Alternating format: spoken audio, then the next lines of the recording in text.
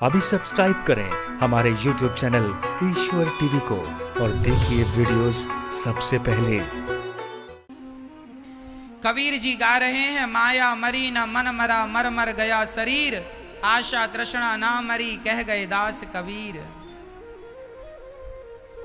माया मरी न मन मरा, मर मर गया शरीर। ये शरीर तो देखो ऑलरेडी मरा हुआ है। शरीर 5 तत्वों से मिलकर बना है, पृथ्वी जल वायु अग्नि आकाश। 5 चीजों से मिलकर बना है, 5 में समा जाएगा। मिट्टी से घड़ा बना है, घड़ा टूटा तो मिट्टी कहाँ चली गई? घड़ा टूटने पर मिट्टी कहाँ चली गई? मिट्टी मिट्टी में मिल गई। उसी तरह शरीर जलाने के बाद कहाँ चला गया? 5 तत्वों से बना था, 5 में मिल गया, बात खत्म। रही आत्मा की बात, तो आत्मा जाके परमात्मा से मिलती है।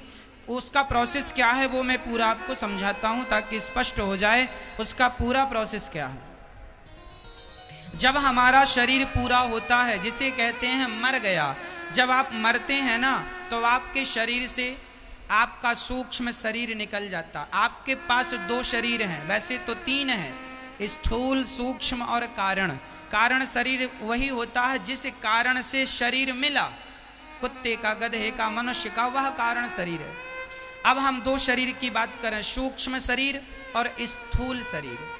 हमारा सूक्ष्म शरीर क्या है? जिस शरीर से हम सपना देखते हैं।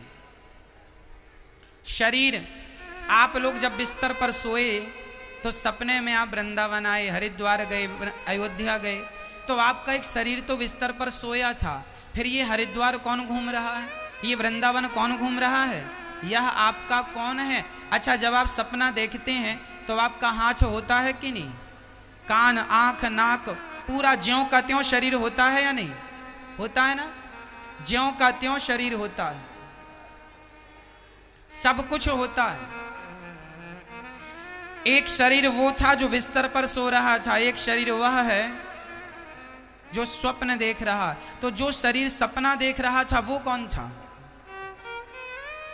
वह शरीर था सूक्ष्म शरीर। यह शरीर जो है हमारा, यह स्थूल शरीर है। स्थूल मतलब बड़ा, सूक्ष्म मतलब छोटा।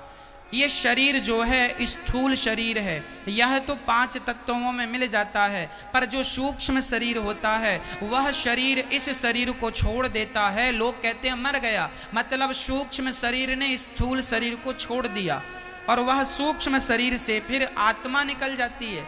इस शरीर से आत्मा निकलकर उसी सूक्ष्म शरीर में प्रवेश कर जाती है और सूक्ष्म शरीर और आत्मा दोनों फिर यहाँ से यात्रा प्रारंभ करते हैं।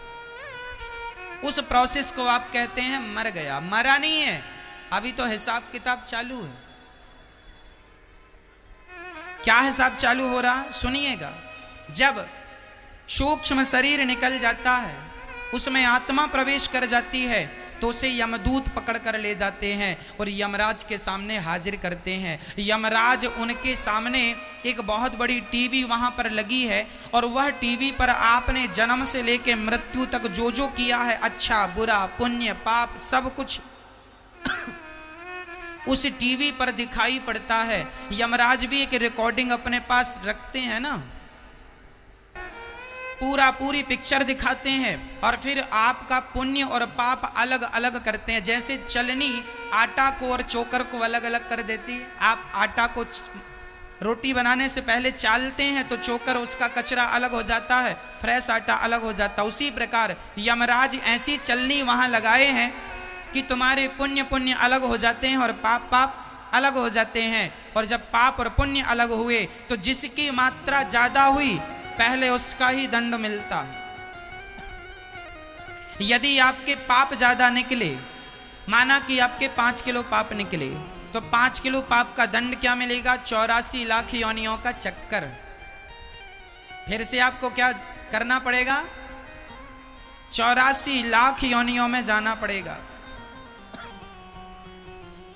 ये 84 लाख योनियां क्या है? कुत्ता, बिल्ली, गधा, बकरा, बकरी, नाली का कीड़ा, चमगादड़, ये 84 लाख योनियों से आपको गुजरना पड़ेगा।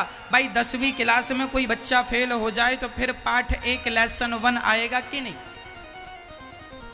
आएगा।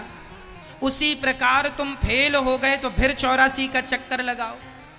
84 लाख सीढ़ियां चढ़ने के बाद तुम्हें मनुष्य का शरीर मिलता है और इसमें भी लापरवाही कर गए तो फिर 84 का चक्कर। पाप का दंड है 84 लाख योनियां।